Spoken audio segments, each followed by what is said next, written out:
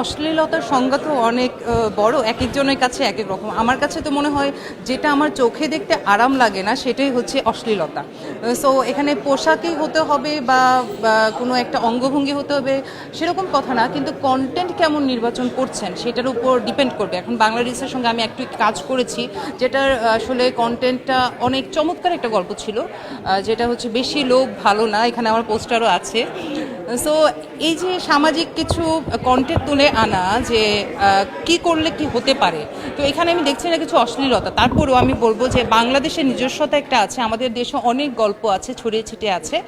So আমি মনে করি যে বাংলাদেশ আমাদের গল্পগুলোকে তুলে ধরবে এবং তাদের মতো করে সুন্দর করে উপস্থাপন করবে। এটার ফিউচার অনেক ভালো দেখছি, যেহেতু এটা ভার্টিক্যাল একটা ড্রামা, ভার্টিক্যাল স্ক্রিনে হবে, মাইক্রো ড্রামা।